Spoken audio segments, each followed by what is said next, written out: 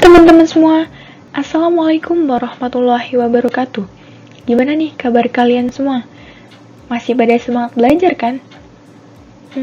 Tentunya masih ya. Kalau nggak semangat belajar, nggak mungkin kalian nonton video ini. Oh ya, perkenalkan, namaku Afifa Dwi Ariyanti dari Prodi D3 Penilai 2017 Politeknik Keuangan Negara STAN. Di video kali ini, aku bakal bahas mengenai materi pajak pertambahan nilai atau PPN. Ketahui, objek PPN itu ada 3 macam yang disebutkan dalam Undang-Undang PPN, yaitu Pasal 4, Pasal 16C, dan Pasal 16D. Tapi kali ini aku bakal bahas Pasal 16C dan Pasal 16D sesuai yang tersebutkan di Undang-Undang PPN.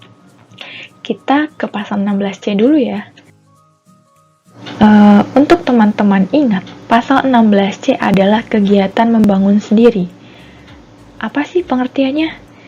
Kita ke penjelasan berikut ya.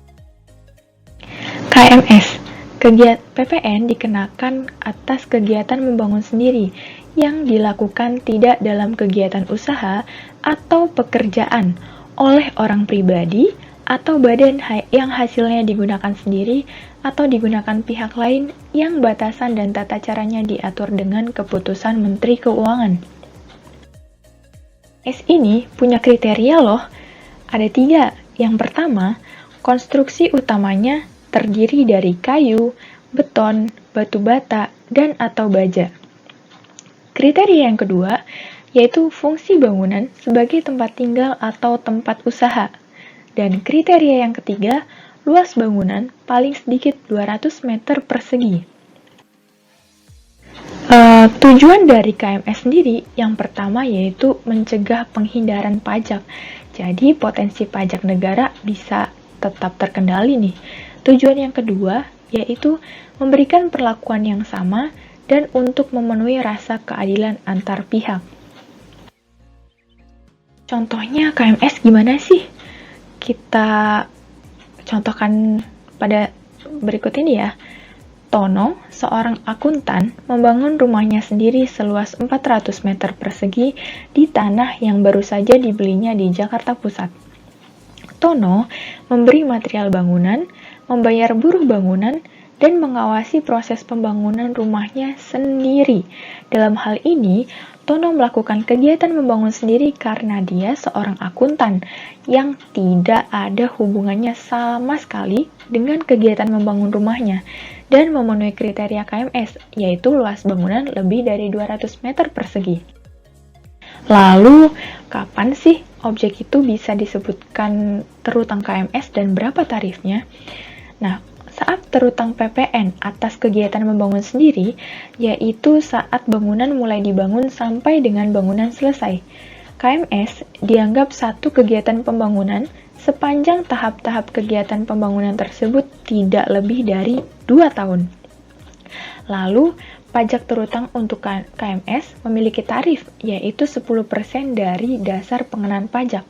Sedangkan, dasar pengenaan pajaknya adalah 40% dari seluruh biaya yang dikeluarkan atau dibayarkan, tidak termasuk harga perolehan tanah.